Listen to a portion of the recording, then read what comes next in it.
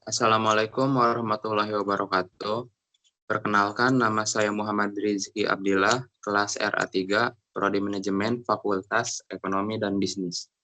Yang saya hormati Bapak Sayhur Roji, Eskom MM, selaku dosen pengampu mata kuliah pengantar teknologi informasi.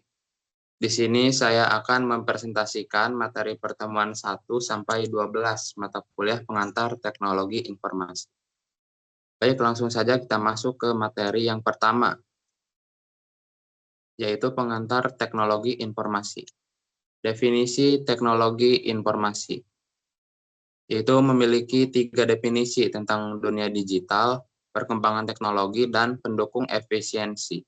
Sejarah teknologi informasi, mulai dari mesin hitung, zaman komputer, internet, dan era digital.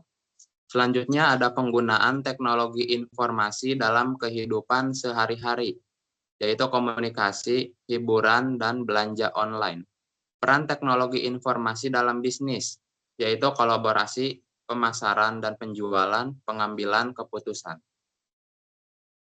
Selanjutnya, tantangan dalam implementasi teknologi informasi, yaitu keselarasan teknologi dan proses, sumber daya dan kompetensi, keamanan dan privasi.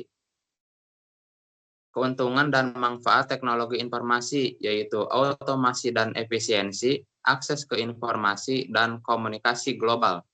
Selanjutnya ada masa depan teknologi informasi, yaitu kecerdasan buatan, komputasi kuantum, dan realitas virtual.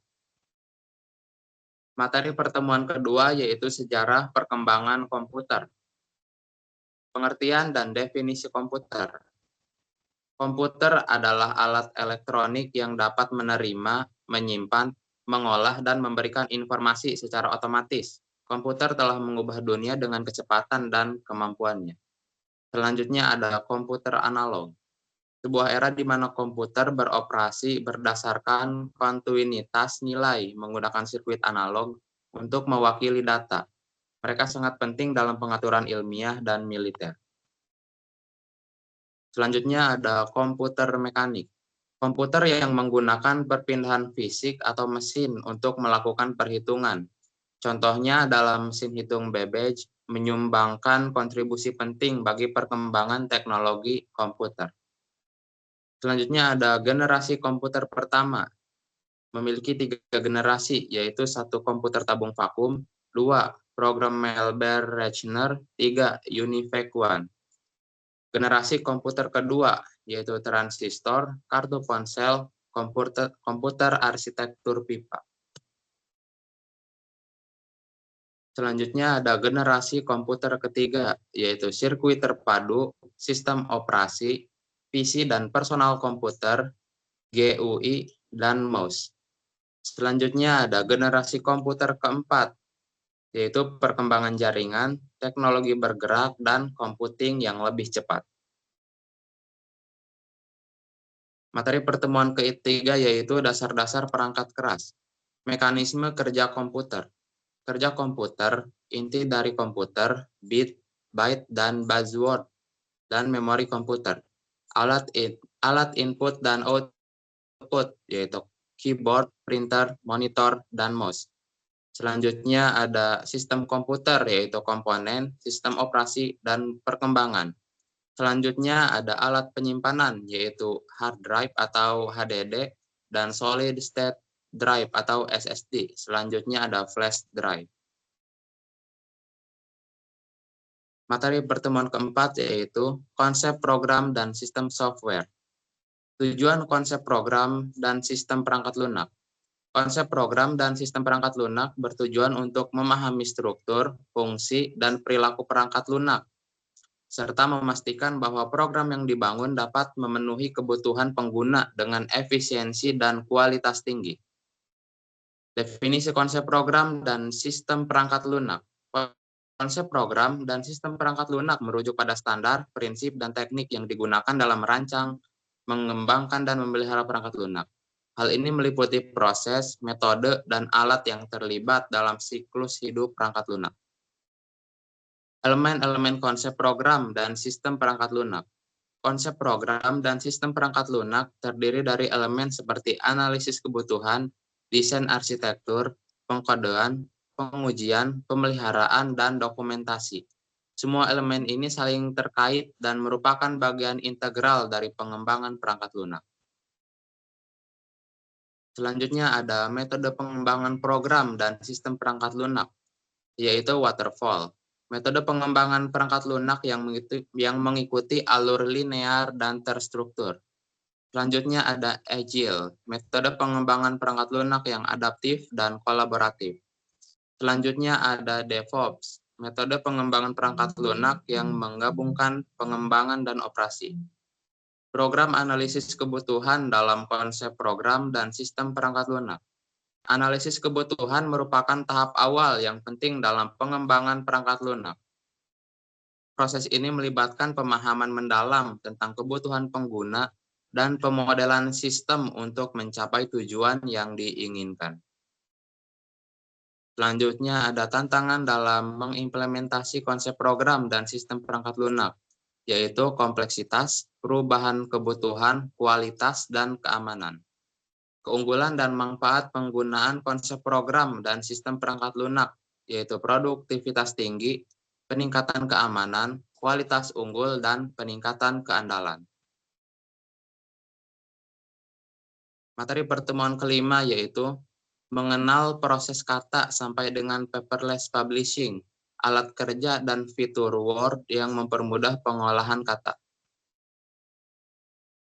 Fitur kolaborasi, tools penyuntingan PDF, spelling dan grammar check, Word atau insert media. Sejarah desktop publishing dimulai pada 1980, yaitu desain grafis komputer dan desktop publishing muncul di Eropa sebagai alternatif proses produktif offset printing. Pada tahun 1990, desktop publishing menjadi layak untuk diakses, terutama setelah pemakaian komputer pribadi meluas. Dan sekarang banyak perusahaan menggunakan perangkat lunak seperti Adobe InDesign, QuarkPress, dan MS Publisher untuk memproduksi materi cetak yang rapih dan profesional.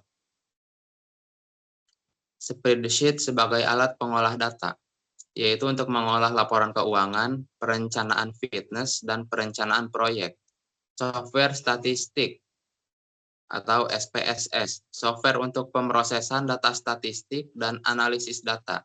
Selanjutnya ada Microsoft Excel, software untuk membuat grafik dan tabel, serta melakukan pengolahan data sederhana. Selanjutnya ada SAS, software lengkap untuk pemrosesan dan analisis data statistik pada skala besar.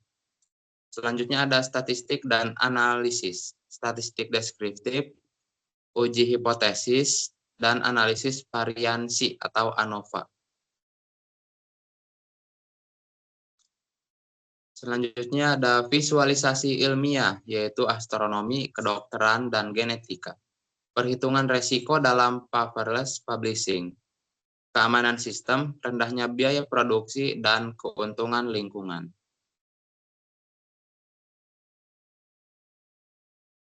Selanjutnya yaitu materi pertemuan ke-6. Apresiasi grafik, hypermedia, dan multimedia dalam presentasi. Yang pertama yaitu pengertian grafik.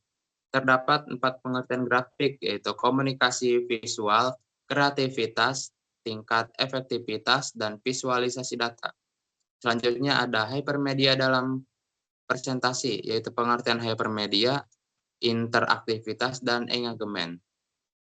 Pentingnya multimedia dalam presentasi, yaitu kompleksitas informasi, interaksi audiens, dan kreativitas ekspresi.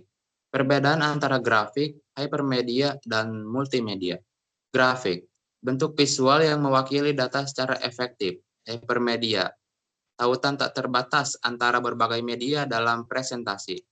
Dan multimedia, penggunaan kombinasi media seperti teks, gambar, suara, dan video.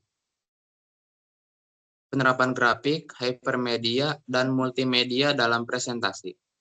Grafik, gunakan grafik untuk menyajikan data statistik atau menyederhanakan kompleks dengan gambar. Hypermedia, berikan pengalaman interaktif kepada audiens dengan menggunakan hypermedia untuk navigasi presentasi. Multimedia, gabungkan teks, gambar, suara, dan video untuk menyampaikan informasi secara lebih menarik dan komprehensif. Kesimpulan dan penekanan penting. Grafik, hypermedia, dan multimedia memiliki peran penting dalam meningkatkan kualitas dan efektivitas presentasi. Dalam era digital saat ini, apresiasi terhadap keberagaman media ini menjadi kunci untuk mencapai tujuan presentasi yang sukses. Selanjutnya, materi pertemuan ketujuh, yaitu manfaat database dan pengimplikasiannya. Pengertian database. Database adalah kumpulan data terstruktur yang disimpan secara sistematis. Ini mencakup entitas, atribut, dan relasi entitas. Manfaat database, penyimpanan efisiensi, akses mudah, pemeliharaan data, dan analisis data. Contoh pemanfaatan database dalam bisnis, manajemen persediaan, manajemen hubungan pelanggan atau CRM, dan analisis data bisnis. Pentingnya keamanan data dalam penggunaan database. Database harus dilindungi dari akses yang tidak sah, kehilangan data, dan kerusakan. Langkah-langkah penjagaan keamanan seperti autentikasi, enskripsi, dan backup rutin harus diimplementasikan untuk memastikan keberlanjutan dan integritas data. Implikasi hukum dalam penggunaan database. Regulasi seperti General Data Protection Regulation atau GDPR di Uni Eropa menerapkan prinsip perlindungan data yang harus dipatuhi oleh perusahaan yang menggunakan database.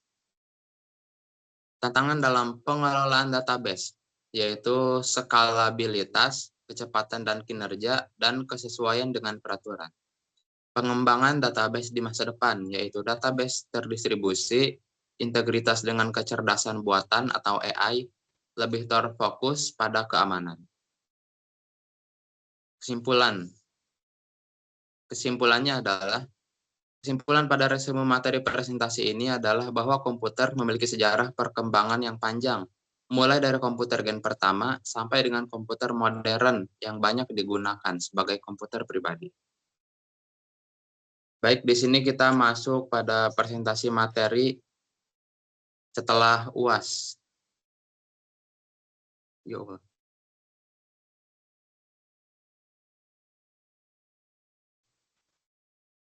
Baik, di sini kita masuk ke materi pertemuan setelah UTS sampai dengan UAS.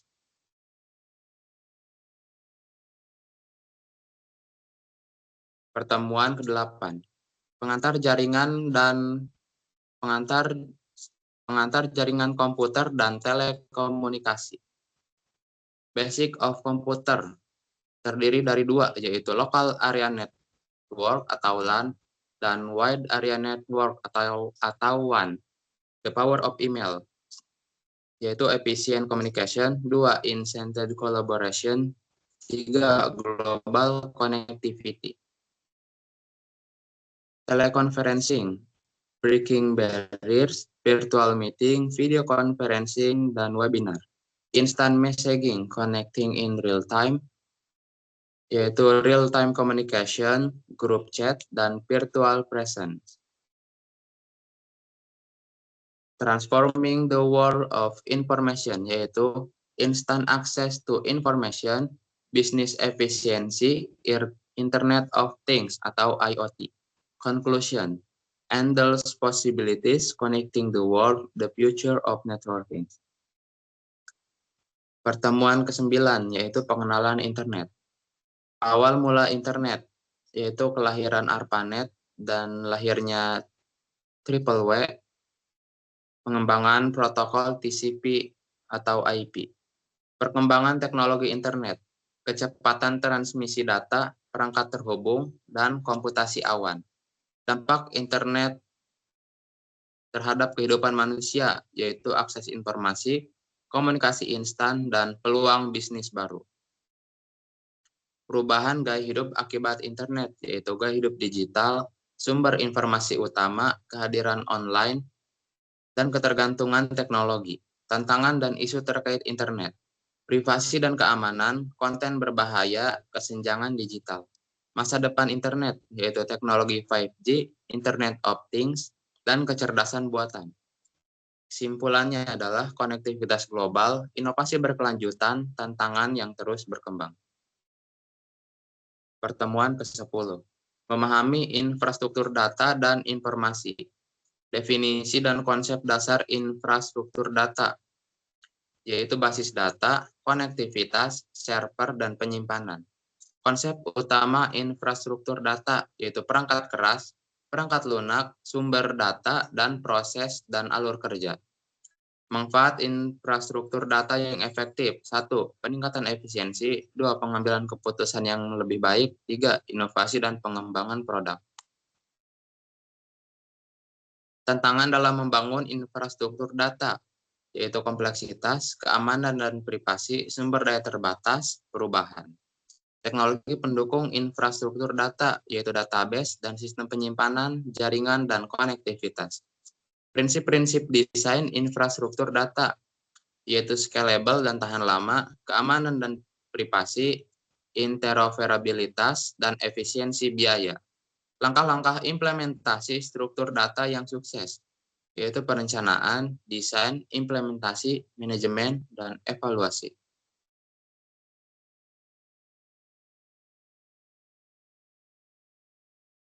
Pertemuan ke-11. E-Business. E-Business memiliki 6 komponen, yaitu manajemen rantai pasokan atau supply chain management, manajemen hubungan pelanggan, e-procurement, enterprise resource planning atau ERP, e-learning, dan komunikasi internal dan kolaborasi. Selanjutnya ada e-commerce, yaitu toko online, marketplace, pembayaran elektronik atau electronic payment, ticketing, dan mobile commerce atau m-commerce. Selanjutnya yaitu pertemuan ke-12 tentang perancangan sistem. Berikut adalah langkah-langkah umum dalam perancangan sistem. 1. Analisis kebutuhan. 2. Analisis sistem. 3. Desain sistem. 4. Implementasi. 5. Pengujian dan validasi. 6. Deploy dan pemeliharaan. 7. Dokumentasi. 8. Pelatihan dan dukungan. Langkah-langkah membuat program, yaitu perencanaan, desain program, pengkodean, pengujian, debugging, dokumentasi, dan pemeliharaan. Mungkin hanya itu saja yang bisa saya sampaikan. Kurang lebihnya mohon maaf jika ada salah kata, salah pengucapan, dan kekurangan materi dari saya. Sekian, wabillahi taufiq wal hidayah. Wassalamualaikum warahmatullahi wabarakatuh.